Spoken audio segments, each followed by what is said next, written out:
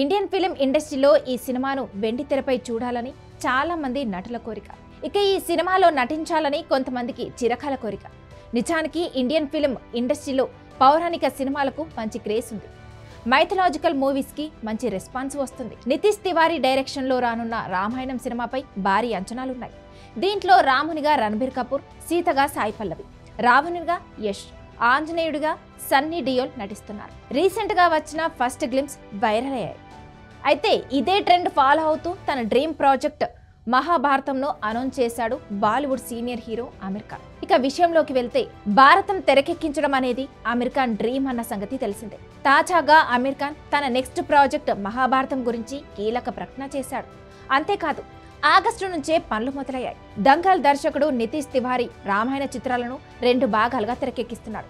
దీంతో భారతాన్ని ఆమిర్ ఖాన్ అనేక భాగాలుగా తెరకెక్కించబోతున్నాడు. అందులో భాగంగా అంతా కొత్త నటీనటులను ఎంపిక చేస్తాడట.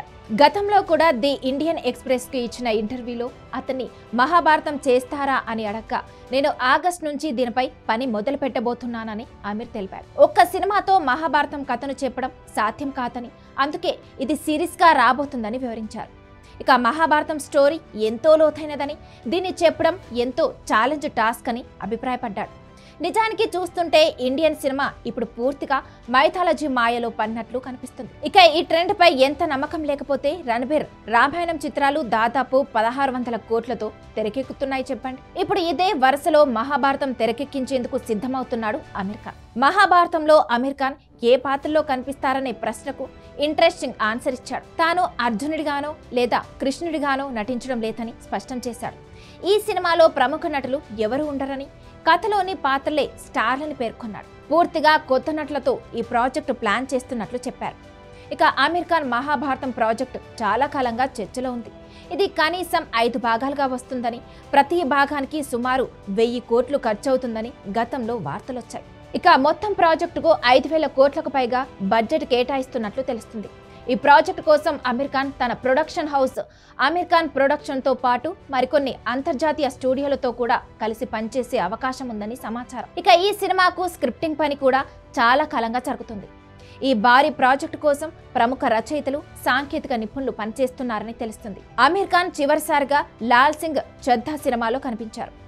ఈ సినిమా బాక్సాఫీస్ వద్ద ఆశించిన విజయం మాత్రం సాధించలేదు.